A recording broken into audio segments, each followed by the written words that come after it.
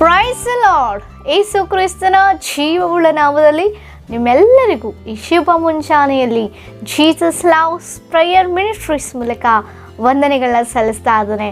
ಎಲ್ಲರೂ ಕ್ಷೇಮವಾಗಿ ಸಂತೋಷವಾಗಿ ಆನಂದವಾಗಿದ್ದೀರಿ. ಈ ಶುಭ ಮುಂಜಾನೆಯಲ್ಲಿ ಆನಂದದಿಂದ ಈ ದಿನವನ್ನು ನಾವು ಪ್ರಾರಂಭಿಸಲಿಕ್ಕೆ ದೇವರ ವಾಕ್ಯವನ್ನು ಎದುರು ನೋಡುವಂಥವರಾಗಿದ್ದೀರಿ ಎಂಬುದಾಗಿ ನಾನು ನಂಬಿ ಕರ್ತನಿಗೆ ನಾನು ಮಹಿಮೆಯನ್ನು ಸಲ್ಲಿಸ್ತಾ ಇದ್ದೇನೆ. ಆಮೇಲೆ ವಾಕ್ಯವೇ ಜೀವವು, ವಾಕ್ಯವೇ ನಮ್ಮನ್ನು ನಡೆಸುವಂಥದ್ದು, ವಾಕ್ಯವೇ ನಮ್ಮ ದಾರಿಗೆ ಬೆಳಕಾಗಿ ನಮ್ಮನ್ನು ನಡೆಸಿ ಬಲಪಡಿಸುವಂಥದ್ದಾಗಿದೆ. ಆಮೇಲೆ ಹಲ್ಲೆಲೂಯಾ.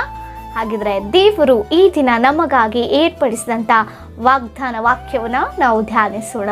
ಯೋವೇನು ಗ್ರಂಥ 2ನೇ ಅಧ್ಯಾಯ 25ನೇ ವಚನ. ತಿಂದು ಬಿಟ್ಟ ವರ್ಷಗಳನ್ನು ನಾನು ನಿಮಗೆ ಕಟ್ಟಿಕೊಡುವೆನು. ಆಮೇನ್.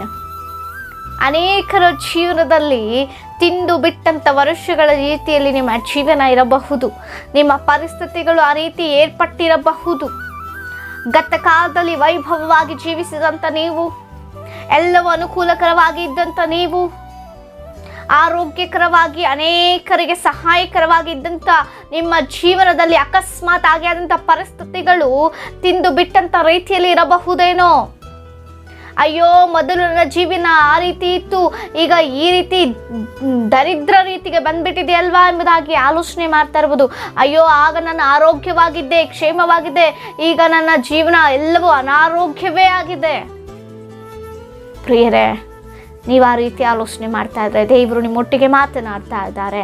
ತಿಂದು ಬಿಟ್ಟ ವರ್ಷಗಳನ್ನು ದೇವರು ಕಟ್ಟಿಕೊಡ್ತಾರೆ. ಪ್ರಿಯರೇ, ಯಾವ ಒಂದು ಪರಿಸ್ಥಿತಿಯಲ್ಲಿ ಬಿದ್ದಂಥ ಸ್ಥಿತಿಯಲ್ಲಿದ್ದೀರೋ, ಅದು ಅನಾರೋಗ್ಯವೇ ಆಗಿರಬಹುದು. ನಿಮ್ಮ ಆರೋಗ್ಯವನ್ನು ತಿಂದು ಬಿಟ್ಟು ಅನಾರೋಗ್ಯದ ಸ್ಥಿತಿಯಲ್ಲಿ ಇರಬಹುದು. ಅದು ಆರ್ಥಿಕ ಪರಿಸ್ಥಿತಿ ಆಗಿರ್ಬೋದು. ತಿಂದು ಬಿಟ್ಟಂಥ ರೀತಿಯಲ್ಲಿ ನಿಮ್ಮ ಆರ್ಥಿಕ ಪರಿಸ್ಥಿತಿಯಾಗಿ ಸಾಲಗಳನ್ನು ಮಾಡಿಕೊಂಡವರಾಗಿ ಸಾಲದಲ್ಲೇ ನೀವು ಜೀವಿಸುವಂಥವರಾಗ್ತಾ ಇರ್ಬೋದು. ಒಂದು ಕಾಲದಲ್ಲಿ ಇತರಿಗೆ ಕೊಟ್ಟಂಥ ಕೈ ಈಗ ಅನೇಕರ ಕೈಗಿಂದ ತೆಗೆದುಕೊಳ್ಳುವಂಥ ರೀತಿಯಲ್ಲಿ ಅದು ಮಾರ್ಪಟ್ಟಿರಬಹುದೇನೋ. ಮೊದಲು ರಕ್ಷಣೆ ಹೊಂದಿದಾಗ ಆನಂದದಿಂದ ಸಂತೋಷ ಇದ್ದಂಥ ನಿಮ್ಮ ಪರಿಸ್ಥಿತಿ ಈಗ ಅದರ ರಕ್ಷಣಾ ಆನಂದವನ್ನು ಅನುಭವಿಸಿದ ರೀತಿಯಲ್ಲಿ ತಿಂದು ಬಿಟ್ಟಂಥ ರೀತಿಯಲ್ಲಿ ನಿಮ್ಮ ಜೀವನ ಇರ್ಬೋದು. ನೀವು ಆ ರೀತಿ ಲೋಕ ಸಂಬಂಧವುಳ್ಳವರಾಗಿ ನಡೆದುಕೊಳ್ಳೋ ರೀತಿಯಲ್ಲಿ ನಿಮ್ಮ ಜೀವನ ಇರಬಹುದೇನೋ. ಆದರೆ ದೇವರು ಹೇಳ್ತಾ ಇದ್ದಾರೆ, ಒಂದು ಬಾರಿ ಆತನ ಸ್ವರವನ್ನು ಕೇಳಿಸಿಕೊಳ್ಳೋದೇ ಆದರೆ ನಿಮ್ಮ ಜೀವನ ಬದಲಾಗುವಂಥದ್ದಾಗಿದೆ. ನಿಮ್ಮ ಪರಿಸ್ಥಿತಿಗಳು ಬದಲಾಗುವಂಥದ್ದಾಗಿದೆ. ನೀವು ಕಳೆದುಕೊಂಡಂಥ ಆ ರಕ್ಷಣಾ ಆನಂದ, ನೀವು ಕಳೆದುಕೊಂಡಂಥ ಆ ನಂಬಿಕೆ, ನೀವು ಕಳೆದುಕೊಂಡಂಥ ಆ ಪ್ರೀತಿ ಮತ್ತೆ ದೇವರು ಒದಗಿಸಿಕೊಟ್ಟು ಇನ್ನೂ ಉನ್ನತವಾಗಿ ನಡೆಸಲಿಕ್ಕೆ ಆತನು ಶಕ್ತನಾಗಿದ್ದಾನೆ. ಲೋಕದ ಪ್ರೀತಿ ಬಿದ್ದು ಹೋಗಿರಬಹುದು. ದೇವರ ಪ್ರೀತಿಯನ್ನು ಅರಿಯದೆ ಮೊದಲ ಪ್ರೀತಿಯಲ್ಲಿ ನೀವು ನೆಲೆ ನಿಲ್ಲದಂತೆ ಹಿಂಜರಿದು ಹೋಗಿರಬಹುದೇನೋ. ನಂಬಿಕೆಯಲ್ಲಿ ಆಗಿರಬಹುದು, ಕ್ಷಮಾಪಣೆಯಲ್ಲಿ ಆಗಿರಬಹುದು, ಪ್ರೀತಿಯಲ್ಲಿ ಆಗಿರಬಹುದು. ದೇವರ ವಾಕ್ಯ ಸಂಬಂಧವಾಗಿ ಜೀವಿಸುವುದರಲ್ಲಿ ನೀವು ಬಿದ್ದಂಥ ಸ್ಥಿತಿಯಲ್ಲಿ ಇದ್ದೀರಿ ಏನೋ. ಆದರೆ ದೇವರು ಈ ಮುಂಜಾನೆ ಮಾತನಾಡ್ತಾ ಇದ್ದಾರೆ. ಅಯ್ಯೋ, ಮೊದಲು ಬಹಳವಾಗಿ ಪ್ರಾರ್ಥಿಸ್ತಾ ಇದ್ದೆ, ಬಹಳವಾಗಿ ವಾಕ್ಯ ಧ್ಯಾನ ಮಾಡ್ತಿದ್ದೆ, ಆದರೆ ನನಗೆ ಬಂದಂಥ ಈ ಪರಿಸ್ಥಿತಿಗಳು ನನ್ನನ್ನು ದೇವರಿಂದ ದೂರ ಮಾಡಿಬಿಟ್ಟಿವೆ. ಪ್ರಾರ್ಥನೆ ಮಾಡ್ಲಿಕ್ಕೆ ಆಗ್ತಾ ಇಲ್ಲ, ವಾಕ್ಯ ಧ್ಯಾನ ಮಾಡ್ಲಿಕ್ಕೆ ಆಗ್ತಾ ಇಲ್ಲ, ದೇವರಲ್ಲಿ ನಾನು ಹೆಚ್ಚಾಗಿ ಆನಂದಿಸಲಿಕ್ಕೆ ಸಮಯವನ್ನು ಕಡಲಿಕ್ಕೆ ಸಾಧ್ಯ ಆಗ್ತಿಲ್ಲ ನನ್ನ ಜೀವನದೆಂಬುದಾಗಿ ನೀವು ನೆನೆಸೋದಾದರೆ ಈ ಸ್ವರವನ್ನು ಕೇಳ್ರಿ. ಈ ದೇವರ ಸ್ವರವನ್ನು ಕೇಳುವಾಗ ನಿಮ್ಮೆಲ್ಲ ಪರಿಸ್ಥಿತಿಗಳನ್ನ ಬದಲಾಯಿಸಲಿಕ್ಕೆ ನನ್ನ ದೇವರು ಶಕ್ತನಾಗಿದ್ದಾನೆ. ಯಾವಾಗ ಗೊತ್ತಾ? ನೀವು ನಿಮ್ಮ ಎಲ್ಲ ಪರಿಸ್ಥಿತಿಗಳನ್ನ ಒಪ್ಪಿಸಿಕೊಡುವಾಗ. ಅಪ್ಪ, ನನ್ನ ಜೀವನದಲ್ಲಿ ತಿಂದು ಬಿಟ್ಟಂಥ ಸ್ಥಿತಿ ನನ್ನದಾಗಿದೆ, ನನ್ನ ಕರ್ತನೆ ಮುನ್ನಡೆಸು. ಗತ ವೈಭವದಲ್ಲಿ ನನ್ನ ನಡೆಸು ಸ್ವಾಮಿ. ಏನೇ ಆಗಿರ್ಬೋದು, ದೇವರು ಎದುರು ನೋಡುವಂಥವರಾಗಿದ್ದಾರೆ. ಆಮೇಲೆ ಖಂಡಿತವಾಗಿಯೂ ದೇವರು ನಿಮ್ಮ ಪರಿಸ್ಥಿತಿಗಳನ್ನ ಬದಲಾಯಿಸ್ತಾರೆ. ಪ್ರಿಯರೇ, ಆನಾಡು ಯೋಸೇಫನು ತನ್ನ ತಂದೆ ಬಳಿಯಿಂದ ಪ್ರೀತಿಯನ್ನು ಹೊಂದಿಕೊಳ್ತಾ ಇದ್ದ. ರಂಗಿನ ಅಂಗಿಗಳನ್ನ ಹಾಕ್ಕೊಂಡು ಸಂತೋಷವಾಗಿ ಕಳೆದಂಥ ದಿನಮಾನಗಳು ಯೋಸೇಫನದು.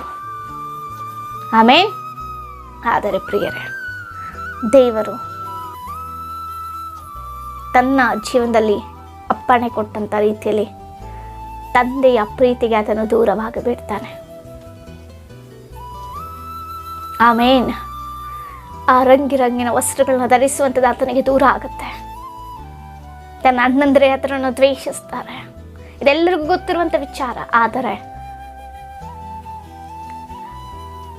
ಒಂದು ತನ್ನ ತಂದೆ ಬಳಿಯಲ್ಲಿ ಎಷ್ಟೋ ಸ್ವತಂತ್ರವಾಗಿ ಜೀವಿಸಿದಂಥ ಯೋಸೇಫ ಈಗ ದಾಸತ್ವಕ್ಕೆ ಬಂದ ಸ್ಥಿತಿ, ಮತ್ತೊಬ್ಬರ ಕೆಳಗೆ ಕೆಲಸ ಮಾಡುವಂಥ ಪರಿಸ್ಥಿತಿ ಏರ್ಪಟ್ಟಿತ್ತು ಆತನ ಜೀವನದಲ್ಲಿ. ಆದರೆ ಆತನು ದೇವರಿಂದ ದೂರ ಆಗಿಲ್ಲ.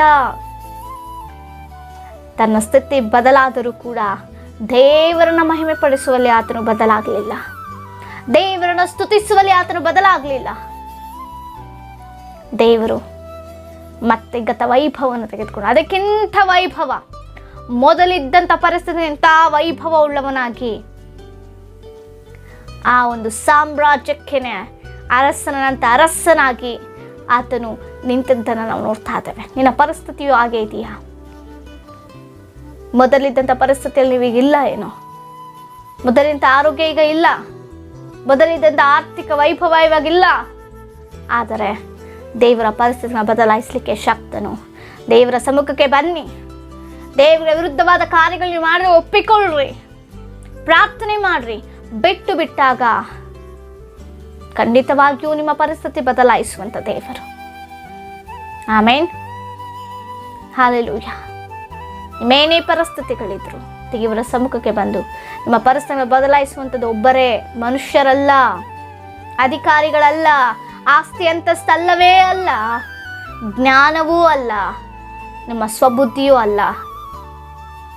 ಏಕೈಕ ದೇವರು ಯೇಸು ಕ್ರಿಸ್ತನು ಮಾತ್ರವೇ ಪ್ರಿಯರೇ ವೈಭವದಲ್ಲಿ ನಡೆಸ್ತಾರೆ.